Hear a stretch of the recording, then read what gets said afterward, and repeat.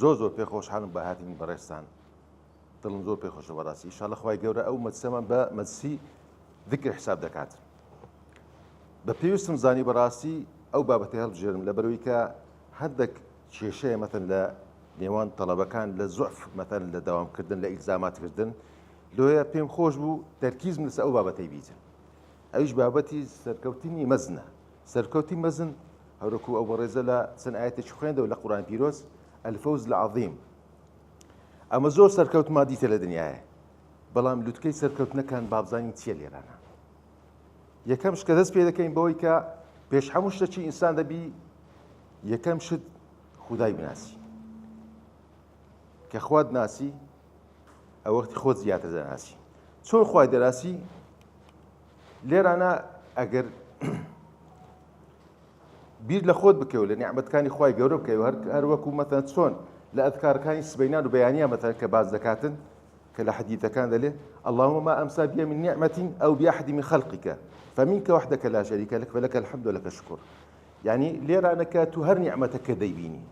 هەر نیعمەتەکە چاوت پێ دەکەویتن ئەو نیعمەتێکە لە سەخۆتەوە ئەوەی کە لە بەرامبەرەکەت کە دەیبینی مەصدەر ڕئیسەکەی خوای گەورەیە لۆیە کە هەر چەندە نیعمەتەکان بیری لێ بکەیتەوە ئەو کاتی زیاتر خوای دەناسی بابزانین لێرانە نیعمەتی بوونی ما چۆن دەست پێ کردیە لێرانە کە بە شێوەیەکی زانستی کە باسی دەکەین لە هەر دەفعەتی سپێرم تقریبا نزیکەی 40 حتا 300 ملیۆن سپێرمی تێدایە 40 حتا 300 ملیۆن لەو 300 ملیۆنەی تەنها یەکەچە دەبدەینسا زۆر جاش لەوانەیە دوام بیت خوای گەورە ئەتوی هەڵبژاردیە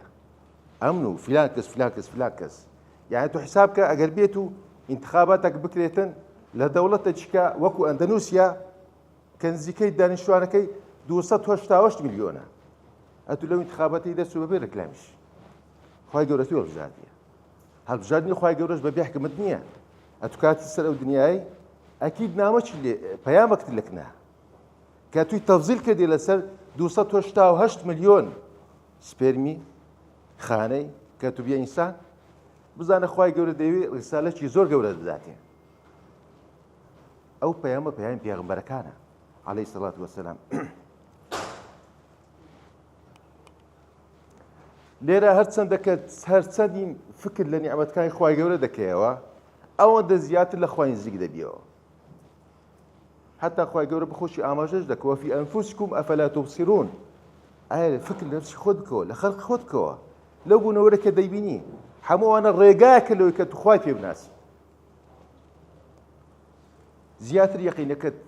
لە دڵدا دەسەسپێت هەر وەکو چۆن مەتەن ئەگەر بێت و ڕەجی دارەکی ئەگەر بێت بەتە کە دارەکی دەچینی ئەو وەختی لە زەوی ئەگەر ڕێگەکەی بێت و مەتەلەن بە تەواتی نەچفتە ژێر زەوی بە تۆزوبایەکی یەکسەر هەڵدەخەنێت بەڵام ئەگەر ڕێگەکەی بتە و وەکو دارخورمایەکی بە هیچ نەوع ئەشیاء ناخنێتن تۆزوبایە کە موسیبەتەکان کە توش دەبی ئیبتیلاکانە تووشی دەبی ئەوەی کە بەسەر دادێ ئەوەی کە مەتەلەن ئەو کۆسپان کە دێتە سەر ڕێگات هەر چەندە ئیمانەکەت ئیمانێکی بە عەقڵ بی بە ڕوح بی زیاتر لە دڵت دەسەسپێت زیاتر خوای دەناسی زیاتر خۆشت دەوێت مۆزوعکە لێ ناسینی خوای کە بنیعمەتەکانی کە تو خۆشت دویست ئەو وەختی هەموو تەنفیزکردنی ئەمرەکان زۆر ئاسان دەویستن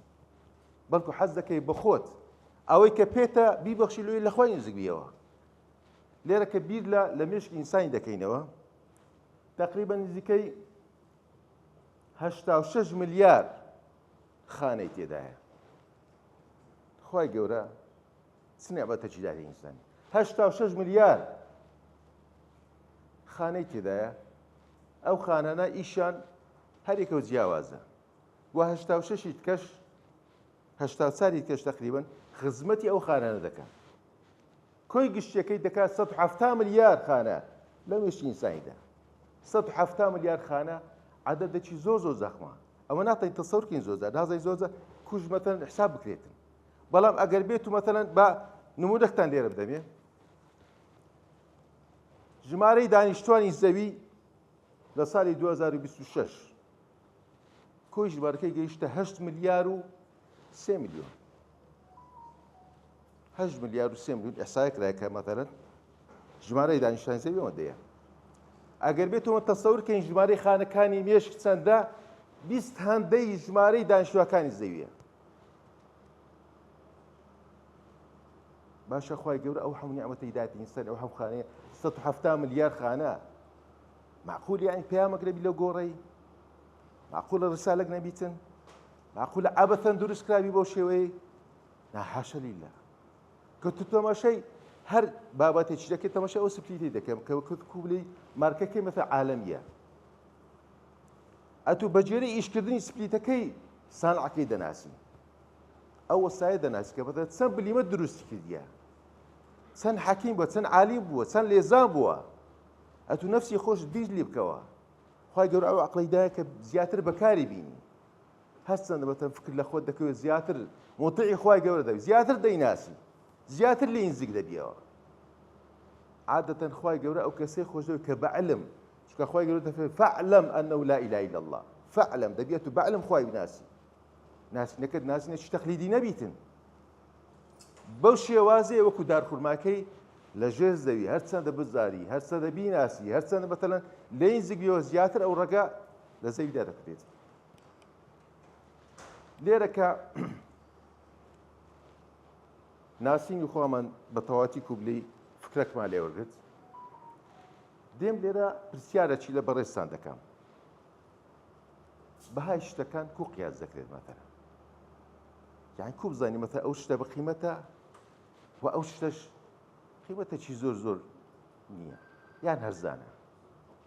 چ شتێک بەقیمەتە بەڕێی زەناتن و چ شتێک هەرزانە؟ کەسێک دەتانی پێم بڵێ چ شتێک هەرزانە؟ ڕێی بەڕێستان وەردەگرت فەرموو. بەڵێ بێجگەلەوەی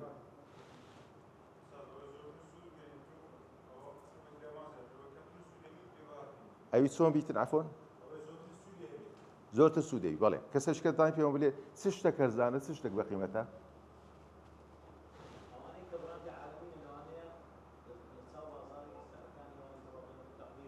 بەڵێ بارەکڵڵا. ئەو جە بەخۆی ئاراکان زۆر لەو سەر شتەی ئەم بانە و نەچیلۆ زەنابتان بینی. ڕۆژێک چوونە میوادارێکی ئەو ماڵە منداڵێکی ئیزعاج و عەجولیان نەبوو. بەرداغە چشکاند. ماڵەکەی دووشەوەش دەی وەنە دەبتە گارەگارەوە چ بوو نازەم چ؟ ئایا ئەو بەرداغا تعویز نابیتەوە ناکرێتەوە؟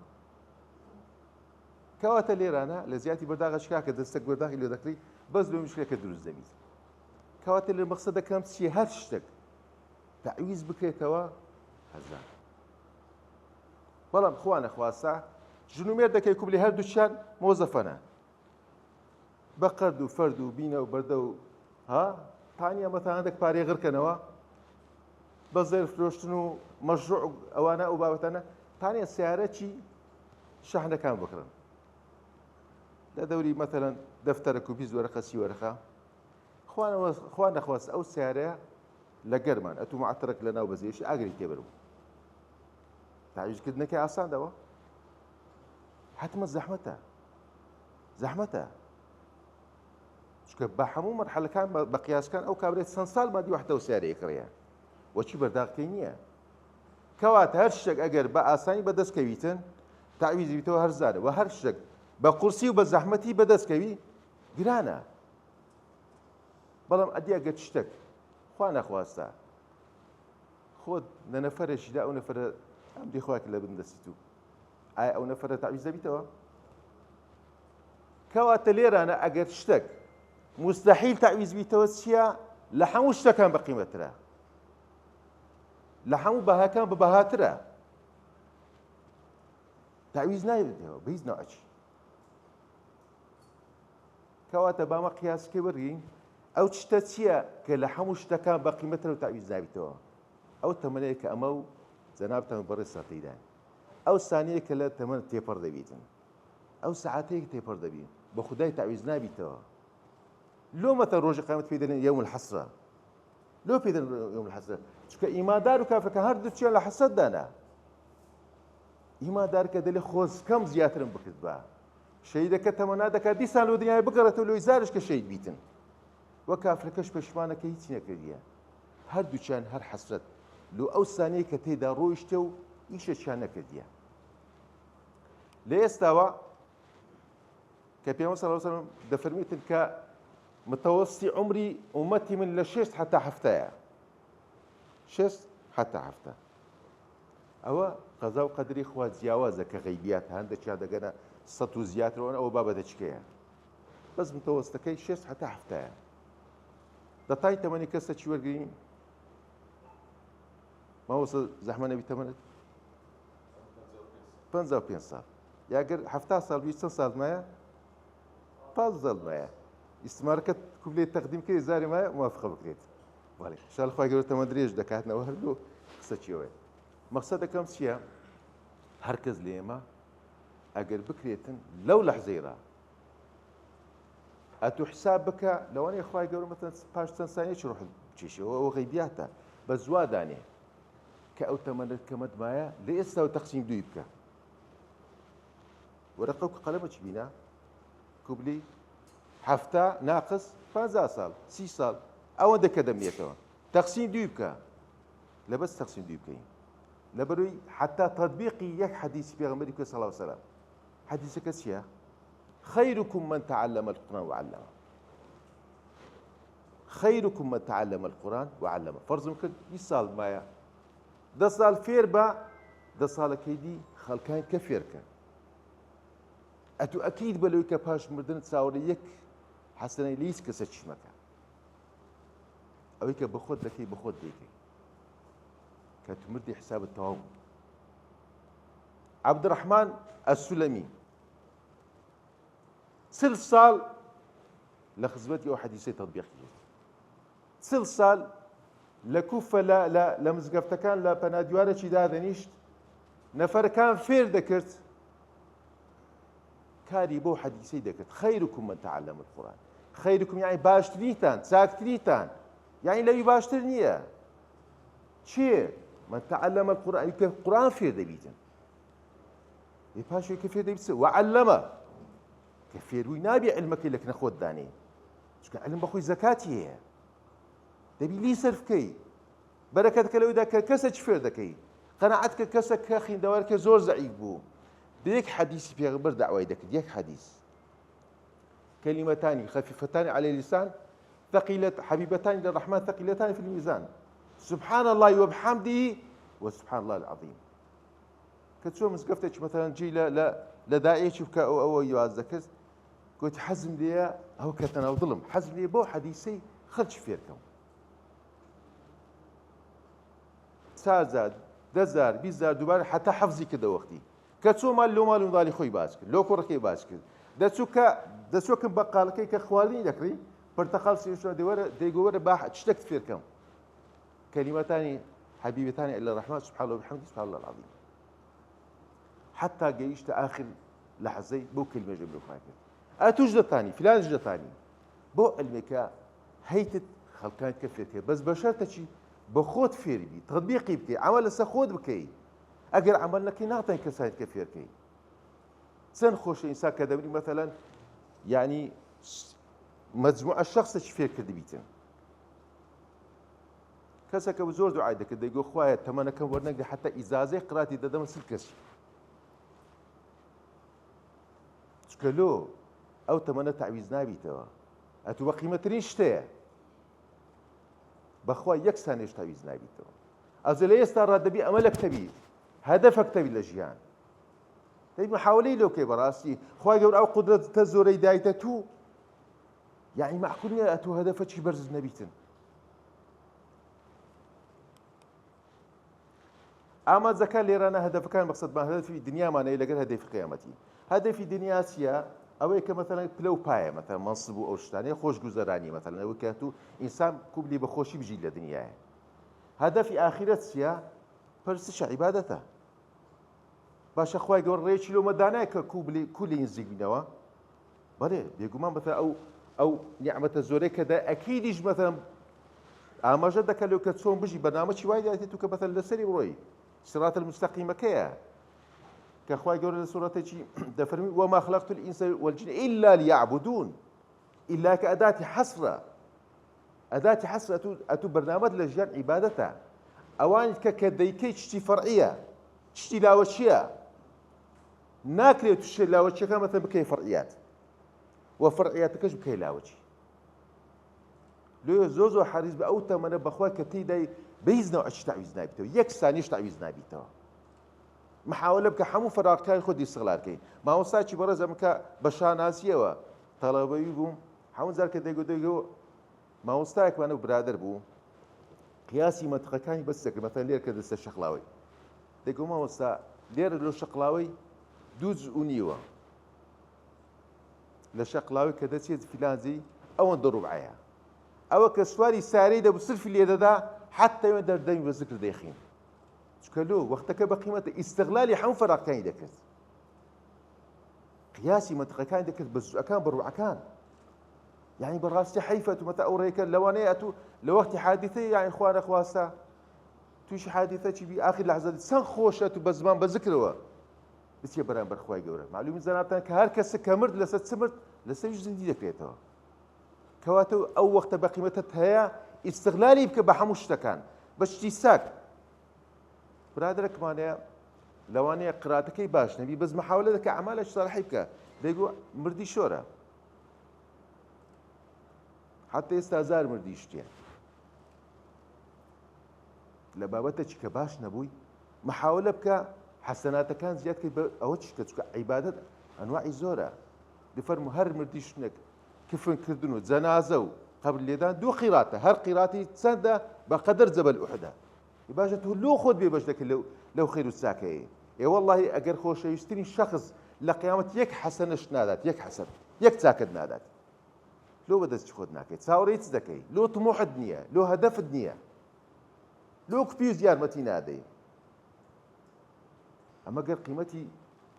وەختەکەی بزانین بەڕاستی هەموو شتەکان یەک سانێش بە فیڕۆ نات ئاماجی مەزن کەسی مەزن دروست دەکات ئاماجی مەزن ئاماجی گەورە و بە بەها کەسی بەبا دروست دەکات سلاح الدین ئەیوبی هیچ وەچمە ئینسانێک بوو بەس کو ئەو فەتحەی کردیە کو ئەو مازەی گەورەی بووە بعدی کە نەزبەدین ئەیوبیە ئەو وەختی کە برایەکەی ئەسەدەدین ئەشێرکۆ زۆر ئافرەتی لۆدیتەوە کە بیخوازیتن بابی گوتی کاکەم ئەو هەموو ئافرەتەکەم ناوێتن ئەمن ئافرەتەکەم دەوێت کە موعینم بی لە ئیشی کاری چاکە پاڵپشتم بیتن چەند خۆشە ئینسان ئافرەتە چوایە بیت چەند خۆشە تو مەتەن لە ماڵێ تەشجیع بگەیت لە قورئانەکەی نیعمەتە چی خوای گەورەیە باش دەکە ئافرەتەکەم دەوێت موعینی بی دەستم بگریتن یارمەتی دەرم بیتن لۆ ئیشی چاکە و باش لۆ لەبەر چە حتا منداڵێکم لەوی تەحریری قودس بکات خەونی مەزن ئینسانی مەزن دروست دەکات خەونی پوچیش ئینسانی پوچ دروست دەکات دوایە پێویستە هەر هەمووان خەونێکی گەورەمان هەبێت چونکە خوایەکی گەورەت هەیە کە یارمەتی دەردە قادر لەسەر هەموو شتێکی تەماشای نیەتی ناودڵت دەکات یارمەتی دەرە وەڵڵا لە هەموو لەحەزاتێکی لەگەردایە لێ دایمەن خەونێکی مەزنت بە هەموو شتێکی ڕازی مەبە کە پێغەمبەر صلی الله علیه و سلم دەفەرمی دەڵێ داوای فیردەوس بکەن فیردەوس ئەعلا یعنی لە هەموو باشتەکان سەروی هەموو باشتەکان ناوەندی هەموو باشتەکان لۆ دووتکەیە جێی پێغەمبەرەکان جێی ساڵحین جێی شوهەداکانە داوای فیردەوس بکە داوای شتی بەرز بکە داوای شتی کچکە مەکە چونکە خوای گەورە قابلیەتێکی گەورەی دایکێت بەس ئەو قابلیەتە لە دوو کات بەکار بەدیار دەکەین لە حالەتێکی کە ترسێکی زۆر و حالەتێکی خۆشەویستێکی زۆر کو با بەڵگەچین و نەیبینی هەر کەس لێ مەتەلەن ئەگەر چەند بە پێیان بڕوە مادی دەبیتن بەڕێی جەنابتان ئەو پەری مەتەلەن سەعاتێک 2 ساعات 3 ساعات با 5 ساعات ئەگەر بەبیستان بێ ئەوانی تەمەنیانەیە خەڵک لێرە بە پێیان لۆ ئێران ڕۆیشت ئەوە کارەکەی چ بوو ترس لە مردن کەواتە تو قابلیەتێک تەیە قووەتێک تێ لە داخلی خۆت بەس بەکار نانیە قووەتەی بەس حالەتی ترس بەکاردەین خەڵک لە ترسی مردن بە پێیان لێرە لۆیدان ئەگەر ئەوە بە خۆمان نەما دیتبا دەمان کۆ شتێکی خەیالیەوە معقول نییەوە و حالەتێکی ئەو قووەتە دەرسی حالەتی خۆشەویستی کە لە خوای خۆت بەخش دەکەیت لۆیە هەر هەمووان قابلیەتمانەیە بە زەودەی قابلیەتەکەی قووەتەکەی خۆت بەکارداینی چکە لۆ هەدەفت نییە ئەمە ئەفۆن کە باسی فەوز الکەبیر دەکەین فەوز المبین فەوز العەظیم ئەوە بەخۆی ئاماژە کرێت لە قورئانی پیرۆز کە فەوز الکەبیر یەک زاراتیە فەوز المبین دوو زاراتیە و فەوز العەظیم سێزدە زاراتیە فەوز العەظیمەکە شمولیە هەموو شتەکان باسی زەنەتی دەکات باسی ئەنهاری دەکات باسی هەموو شتەکان دەکاتن بەڵام فەوز المبینەکە بەس باسی زانەتی دەکات فەوز کەبیرەکەش بەس ئەوەی باز دەکات کە دەڵێ ئینسان خوا داوێتە ناو ڕەحمەت کوبلێ لە ناو ڕەحمەتدا دەژی لۆی ئەمن زیاتر تەرکیز لەسەر فەوز العەظیمەکە و کە سەرکەوتنی وەزنەکەیە با بزانین لێرانە ئەو کۆسپانە چییە کە دێتە سەرڕێمان کە ناتانی بەردەوام لەساوڕێی فەوز العەظیمەکە مەقسەدمان چییە لە کۆتاییەکەی باز دەکەین ئەو کۆسپانە کە دێتە سەرڕێمان چییە نەبوونی ئیخلاسە وەڵڵی ئەگەر هەر کەسێک لە دڵیدا ئیخلاس بوو مخلیص بوو لە خوای گەورە ئەکید بە خوای گەورە هەموو شتەکەی لە ئاسان دەکات ئەکید بە هەموو شتێک لە ئاسان دەکاتن بەڵام لەوانەیە شێوازەکانی جیاواز بیتن ئەوەی کە تو داوا دەکەی بەو شێوازەی نێ بە شێوازەشکە کە باشتر و چاکترە دوی کە تو مەتە محاولەی لۆ دەکەی دووەمیان پەرتەوازەیی ئینسان تاقەی هەیە قووەتی هەیە ئەو قووەتە دەبی احتفازی پێ بکەیت دەبی ئەگەر لێ کەسێک قووەتت نەبە هێز نەباتن چکە مەتەن یەکێک دێ نەقد لێ دەگری یەکێک لێ دەدوخێنی ڕخنە لێ دەگری قسەک پێ دەلێ ئەتو نابی مەتەلەن بە شێوازە چوە یەکسەر بورخەی دەبی خۆت قیت کەیەوە نابی هیچ قسەک تەسیل لە تو بکاتن نابی ئەو قووەتەی کایتت مەتەلەن هەموو پەرتەوازە بی لۆ شتەکان بەبێ کە ئیسفادەشی لێ بکەیت دەبی ئەتو تەرکیزت لەسەر ئامانجێکی دیارکە و هەدەفەکی دیارکراو بیتن دواخستنی کار یەک لەوە کارانی کە تو ناگەی ئامانجەکەی خۆت عاتڵ دەکاتن کە تو تەڵەبێ قورئانی دائیمەن شەیتان لە ڕێی تەسەوفی لۆ دێتن یعنی پێت ناڵێ شەکەی مەکە بەڵام کوو بلێ دەلێ تاخیرکە بانونێ ئێستا تەڵەبەچی بین تەڵەبەکمانەیە کوو بلێ 5 علمیە کە دێتەوە ماڵی وان دیەوە نیە وازباتی سبە ئیمتحانەکی زۆر میهمیە کە فکر دەکاتەوە دەرێ من محاولە دەکەم کە هاتمەوە ماڵێ نانێکی دەخۆم ئیسراحەت دەکەم کە نانی دەخوا ئیسراحەت دەکاتن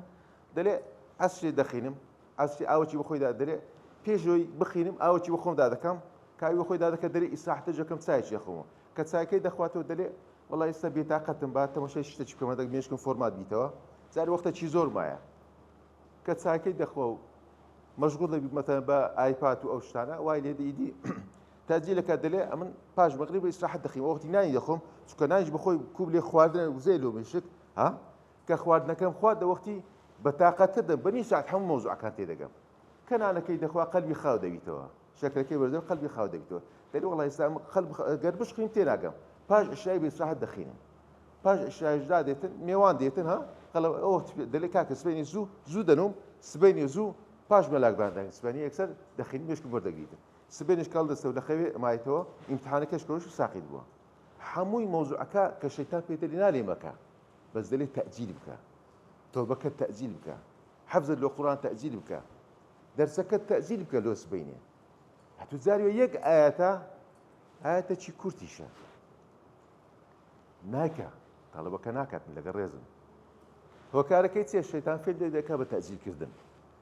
فەئیدا عەزەمتە فەتەوەکەل عەلە الله ئەگەر نیەتت دەبی یەکسەر جێبەجێکە تاخیری مەکە زاڵ دەبی لەسەر شەیتانی ئامانجی نادیار ئەگەر کەسێک هەدەفەکەی دیار نەبوو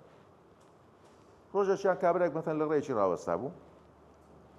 دوو سێ ڕێ لە پێشی بوو یەکێک بێن دەرتەپەر گوتی کاکە ئەو ڕێ چێوە دەچی گوتی دوتەی چێوە بچی گوتی وەڵی نازم گوتی هەر ڕێکی و دۆتی ئەتیادیە چکە تو هەدەفت نییە هەر ڕێکی لۆ تو ئەتیا دوێ ئەتو کە هەدەفەکەت نادیار بوو ئەتو نازانیت چ دەکەی وەچێ کوکوب لێ مەتە ئێستا ئەتو لە ماڵی سرفی لە سیارەی لێ دەی نازانیت چێوە دەچ هەر دەسوڕێەوە دوێ دەبێت و هەموو شتەکان هەدەفت دیاروی هەدەف ئامانج دەبیت مەتەل لە ژیانەکەی ئەوز ئامانجی کچکەی ئامانجی گەورەشەیە و یەک لەوانەیە هۆکارن کە دەبیتە کۆس مەتە گۆڕین ئامانجی سەرەکی بەلاوەچی ئەتو مەتە فەرزم کرد ساق تەکسێکی وەزبەکت گرتیە مەتە ماجێت چەند وەدەگی 600 هەزارێکی وەدەگی تەڵەبەت هەیە ئەتو هەدەفەکەت چییە هەدەفەکەت ئەو تەڵەبانە بگەیە جێ مەبەست کە کولیان وایە نا لە ڕێی تایەکەت پەنسەر دەبی ئەوە حسابکە کۆس بکە هەندێک لە وزەکەت دێتە خوارێ حسابکە وزەکە 100 دەبیتە مەتەلەن 80 تایەکەت چا دەکەی بە سەرعی ها دیسان دەڕۆی ئەو زارە وای لێ دێ بەنزینەکەت کەمایە دەستی بەنزین تێ دەکەی ئەوش مەتەلەن هەندێک وەخت ڕۆیشت وای لێ دێ دوای لاخیری دوور لە ڕزاناتەن سایقەکی خراپ ڕێر لێ دەگری و ئیزعاج دەکە ها حتا وای لێ دێ ئەتو ئینفعال دەکەی کە تو ئینفعالت کرد دێ خوارێ ئەو وەختی ئەتو ئیش بە عەقلەکەی ناکەی بە عاتفەی دەکەی لەگەر کابرای مشتومڕ دەکەی قسەک لێ لێ یەکتر دەدەن ئەو وەختی مەوزوعەکە دەگاتە محکەمەی تەنازل و سولح و بینەوە بەردا ئەتو چ کرد لۆشیەوە چووی بەتەمای چووی بەتەمای کە تەڵەبەکان بە یەکولیە کە چوی محکەمەی زۆر ئاگاداری خۆت بە کە هەدەفە ڕئیسیەکەت کە ڕەزامەندی خوای گەورەی شەیتان نەدباتە ڕێیەکە هەدەفت فێربوون و قورئانەکەی نەدباتە شەیتان بە تەسەوف و بە تەزیل کردو ڕێیەکە زۆر ئاگادار بکە ئەو هەدەفە نابی بە هیچ شێوەیەکی تەنازل لێ بکەی چکە هەدەفەکی ڕئیسی خۆتە دەبی مەعەدەل بەبیر خۆت بینەوە مەعەدەل مەتە خۆشە حەکەیەوە نەبوون و پلان و بەرنامەجێک لە هۆکارەکانت کە ئامرازی ئەو هۆکاران کە چییە مەتەوا لێ دەکات و زیاتر لەسەر ئەو بیر و باوەڕێکاییتت چەسپاوبی یەکەم دەرێ نیەتپاچی ئیخلاس کەمە تەماشای یارانی ئەشکەوت دەکەین یعنی هەندێک شتێ عەقڵ تەقەبولی ناکە کە بە 7 کەسی بیانەوێ ئیمپراتۆریەتێکی زۆر گەورە و زەخم بڕوخێنن بەس خوا زانی ئەوانە نیەتیان سافە زانی نیەتیان سەتاسە دۆخوایە چکە لۆ ئەوەنە مەنسبیانە بوو وەزیر بوون ڕاوێژکار بوون پارە لە بندەستیان بوو ئەوەی کە ئەو مەسبەی کە ئەوان تیاندا هەبوو ئەتوو بە حیات خۆت لەوانەیە پاش 20 ساڵ کەژنەگە ئەو مەسبەی کەچی ئەوان بەجیان هێشت لۆ شتێکی میترە بوو لە ژیانە کە ڕەزامەندی خوای گەورە بوو بەرنامەی خوای گەورە بوو بەجیان هێشت کەچێمە لەوانەیە زۆر کەس مەتەلەن تۆمۆحی کە بگاتە پلەیوان بەس کەسی ئەوان هەشیان و بەجیان هێشت ئەوان هەدەفێکی گەورەتریان هەیە لەوەی هەدەفەکەیان لە دنیاە جێی نابیتەوە لە قیامەتی جێی دەبیتەوە کە ڕەزامەندی خوای گەورەیە نەتیجەکەی چ بوو خوای گەورە بە خەو نەچی یەک خەو داواکاریەکانیمان نیازی دوێ حتا پێت بکرێت زۆر مخلیص بە لەگەڵ خوای زۆر مراجعەی نەفسی خۆت بکە زۆر محاسبەی نەفسی خۆت بکە لەسەر ئیخلاس بەرەکەتی ئیخلاس لەکن خوای گەورەیە هاوڕێتیکردنی کەسێن ئەرینی دایمەن لەگەر برادری باش بگەڕێ وەڵڵی ئەمن یەک بە خۆم زۆر ئیسفادەم لە حکمەی کردیە چکە خوای گەورە لە سوورەتەش دەفەرمی وەصبر نەفسەکە مع الذین یدعون ربهم بالغداة والعشي ولا تعد عیناک عنهم دنیا قورسە ژیان سەختە بەڕاستی دایمەن پێویست بە هاوڕێکێک کە لێت تێبگاتن وەجێی سقەی بووە ئیماندار بی دایمەن پێویست بە هاوڕێکێک کە تو مەعەدەل خوات ببینیتەوە چکە ئینسان نسیانە لەبیر دەکاتن ئەو هاوڕێژ مواصفاتی کە لە خوای بترسێت ئیماندار بیتن وەڵڵای گەر هاوڕێکی وا دیت بەدە دەستان بیگرە چکە بەڕاستی تەعویز نابی بەڕاستی تەعویز نابی لە زوروفەی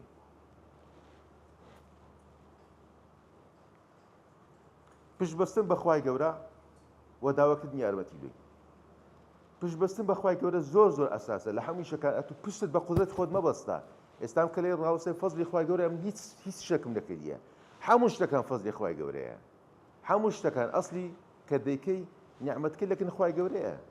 نابێت و ئەوەندە مەتەلە مەغروبی یعنی معجبی بە قودراتی خۆت بە عەقلی خۆت بە پارەی خۆت بە حەشامەتی خۆت چکە کە دەداتی خوا دەداتێ لێ دایمەن پێغەمبەر صلی الله علیه و سلم سەحابەی ئەوە دەکرد ئاماژ پێ دەکرد دەیگۆ پاش نوێژێ ئەو دوعای بخین ئەعیننی عەلا ذیکریکە وەشوکریکە وحسن عیبادەتیکە خوای گەورە یارمەتی دەرم بە لۆ سوپاسکردنت لۆ زگرکردنت لۆ بەردەوام بووم لەسەر ئەو ڕێگایە کە تو بەتەن لە قورئانی ڕۆژێ 17 دەقی ئیاکە نەعبود و ئیاکە نەستەعین حەسرە وایە ئەمە داوای یارمەتی بەس لە تو دەکەین لێ هیچ کەسەکی ناکەین غێری تو وەتەوەکل بەسەر خوای گەورە شتێکمان بەبیر دەینتەوە کە هەمومان جێمان لە تایتانیک بووە کە مەتەلەن ئەو باخیرە گەورەی کە ساڵانێک دروست بوو کە وەچی شتێکی زۆر زەبەلاح لە عەلمی مەتەن باس کرا ئەو سەفینەیە کە دروست ئەو گەشتێک کە دروست کرا بە ناویکەوە ناخچێ غەرق ناویت چکە هەموو وەسفاتە تێدا بوو ئەوەی کە تو هەر تەخەیلیش ناکە حسابکە مەدینە بوو بە کاملی خوای گەورە لە سەفەری یەکەم غەرقی کرد کەچی حەزرەتی موسا ڕەضیع بوو ڕەضیع ساوا بوو خوای گەورە لەو ئاوەی قورتاری کرد قودرەتی خوای گەورە لە بیر نەکەی قەت مەغروور مەبە بەو شتێک کە خوا دەداتێ دائما ملکەز بەلوی کە بە نیعمەتی خوای بزانە بە ئازایت خۆت مەزانە ئەگەر خوا نەداتێ چێ دەداتێ ئەسلی نیعمەتەکان هەموو لە خوای دەگرێتەوە لێ کە تەماشا دەکەی کە سەفینەی گەورە بە مواسفاتی کە غەرق دەبی منداڵێکی ساواش کە حەزرەتی موسایە عەلا نەبینا و عەلەیهی سەلام نەجاتی دەبی حکمەتەکەی لە چییە قودرەتی خوای گەورە لە بیر نەکەی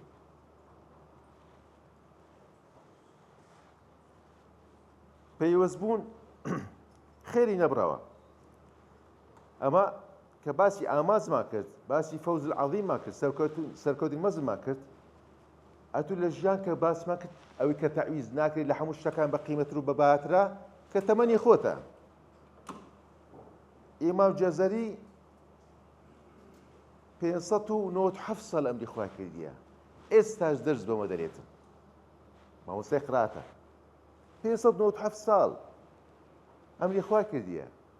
ئێستاش دەرس بەمە دەلێتن دەرسی تەجویدی بەمە دەلێتن کە عیلمەکەی بەجێهێشتە سەدەقە جاریەکی بەجێهێشتیە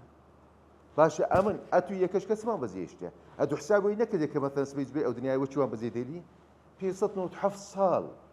خوا دەزانی پاشەوەش چەند ساڵیت کە ئەو کتابە دەخنێ ئەو عیلمە دەخنێتن دوێ لە خۆت ئازابە پاشە خۆت شتێکی بەجێ بێلە وەلەد صالح ئەو علم ئەو تیجارەت ئیشی لەسەر بکە چەند خۆشە ئینسان مەتەلەن کە حەدیثێکی وەردەگریتن یەکسەر بیخاتە ناو قالبەکی عەمەلی نەکارەوە بە سادەیی و بێ و بڕواتن ئەگەرە تو گۆڕانکار ڕاستی دەوێتن دەبی ئیش لەسەر حەدیثەکان بکەیت ئیش لەسەر دەقەکان بکەیت ئیش لەسەر ئاەتەکانی قورئانی بکەیت کە چەند بە قیمەتە فەرموو 597 ساڵ ئەمری خوای کردی ئێستاش دەرس بەمە دەلێتن چەند خۆشە بەتە ئێستا یەکێک کە لە ماڵی دانیشتە کە تەقاعود بووە مەعاشی وەردەگری لە جیفانی دادەنێت ئیشیش داکات ئەویش ئەو زەمنە کە بەسەر تێپەڕ بووە لە قەبری خۆی حەسەناتی لۆ دەسی لە قەبری خۆی چاکەی لۆ دەسی عیلمەکەی دەخنێت باشە لۆ ئەمن ئەتوو یەکەشکە بە پەرۆژنەم لۆ عیلمەی لۆ پاشە خۆ شتێکی بەجێنێ کە هەرچی هەسە دەزانی کە سەتاسەدی ئەتوو ئەو دنیایە بەجێدێنی ئایا کەسمان فکرمان لێ کردەوە کە شتێکی لە باش خۆت بەجێبێنی وەکو سەدەقە جاریەک ڕۆژە چند کابرایەک سەبەتە ترێشی کڕێ بوو لەو ماڵ منداڵەکەی خۆی هەزە ترێکی ڕەشی جوان کە بردیەوە ماڵێ بە ئیش دەرچ و حتا هاتەوە گوتی ترێکەم لۆ بینە حتا بخۆم ساعتەش بکەم گوتی وەڵڵا ترێکەمان هەموو خوارد گوتی یاریە من گوتی وەڵڵا پشتویست نەبایە گوتی باش ئێستا دێمەوە چوە دەرێ دو سێ ساعتکە پێ چوو هاتەوە گوتی چی وەسوی گوتی وەڵڵا ئەو سەروەتەم هەبوو هەموو فرۆشتم بە مزگەفتەکەمدا ئەمە جارێ مایمە کەس حساب لۆ ناکە دی پاش مردن ئەو شتێکە دەکەیت بە دەستی خۆت بکە بەتەما هیچ کەسەکی مەبە ئەو خێرەکەی زیاتر ئەزی زیاترە و پاشە خۆش ئازابە شتێکی بەجێ بێلە عیلمەکی بەجێ بێلە سەدەقەکی بەجێ بێلە تیزارەتە چی بکە و کۆتا خاڵ کە باسی دەکەین ئەو ئامادەکەیت بە هیچ نەوعی تەنازل تێدا مەکە. ئەمە قدوەمان پێغەمبەر صلی الله علیه وسلم ئەوەتی کە لە قیمەی بدایەتی داعوەی کە موشریکەکان هاتن گوتیان عەرزیان کرد، گوتیان ئەگەر دەتەوێت دەتکەین ساداتی قوڕەیش، ئەگەر دەتەوێت پارەت دەوێت مەنسەبت دەوێت چ دەوێت دەدەینی. بە باپیریان گۆ ئەویش کە عەرزی کرد گوتی ئەوا دەڵێن چێە جەوابەکە چییە؟ جوابێکی زۆر زۆر مستحیلی داوە کە ئەوە هەر سەنار ناکرێ مستحیلە، بەس ئەگەر ئەوەش بکرێ ئەمن هەر تەنازل ناکەم. والله لو وضعوا الشمس بيميني والقمر على يساري لن أترك هذه. هەر ناکرێ مستحیلەوە، ئەگەر ئەوەش بکەن هەر ناکرێ. کەسێکی مەبدەئی بە مەبدەئی، کەسێکی هەوایی مەبە. عادەتەن ئینسان بۆ خۆی تاقەتی مغناطیسی هەیە، ئیجابی هەیە. باشە لەو مەثەلا پێغەمبەر صلی الله علیه وسلم کە دوعای کرد کە گوتی اللهم انصر الإسلام بأحد العمرين، کەسایەتیان بە قوت بوون، صاحب مەبدە بوون. وەخوای گەورە کە تەماشای دڵی ئیمام ئەحمەد کرد زانی ئەوە شاینەوە کە مەثەلا وەکتە ئیسلام، بەس هەردووچیان کەسایەتیان بە قوت بوون، هەردووچیان صاحب مەبدە بوون. دەزانی باشە عومەر ئەبوجەهل و ئەمری خوا کردیە، ئەکید زۆربەی زۆرتە معلوماتە لەسەر هەیە، بەسەر لەو تەذکیرەی ئەو وەختی کە بریندار بوو عەبدوڵای کوڕی مەسعود کە پێی لەسەر سنگی دانا، ئەبوجەهل لێی پرسی گوتی باشە ئەنگۆ ئەمە گۆمەتە ناسی کە لەگەڵتان بەشەرداتین، بەس مەجموعە شەخسە کە بزرشی سپیان لەبەر بوو، ئەمە ئەوانمان نەدەناسی، ئەوانە چێ بوون؟ گوتی ئەوانە مەلایکەتی خوای بوون، هاتبوون نەسرەتی مە بدەن. عەبدوڵای کوڕی مەسعود گوتی. ئەبوجەهل چی گۆ؟ عمرو کوڕی هاشم قلت كفانا فخرا أن نقاتل أهل الأرض والسماء. صاحب مبدأ با كافر ولو زانم إيش ذكر صاحب مبدأ با. شانازي هردين إيش نو بلي بدينه. شاناز ببتك يخود أتلو شاناز بدينك يخود ناكي. لو شاناز بقرآنك يخود ناكي. لو أنا كمثلا ديار لنا خلتش كمثلا أتو بيامك تيا أو بيامش بيزنو أشتنازل لي ناكي. نەک تەنازلە بەڵکو ئیستعداد هەموو ژیانی خۆش لەسەردانی.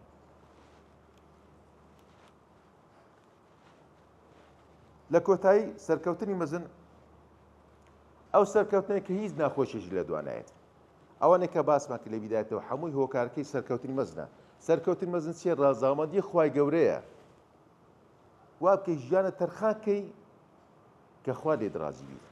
هەموو نالێ 24 ساعت قورئانەکەی بخوێنە، بەس لی تێبگە تەدەبوری لێ بکە. زۆرجار یەک ئایەت ژیانت دەگۆڕیت، یەک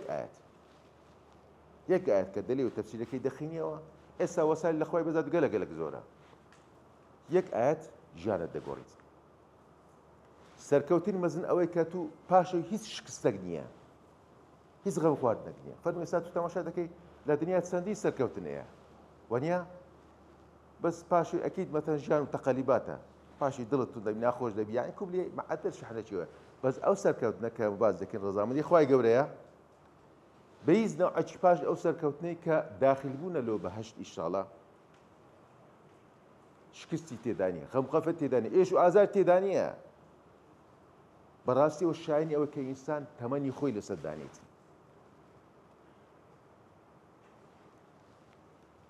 کە لە پێغەمبەر صلی الله علیه و سلم کە لە حەدیثەکەی لە کۆتاییەکە باز دەکاتن ئەلا ئین سلعة الله غالیە ئەلا ئین سلعة الله جەنە.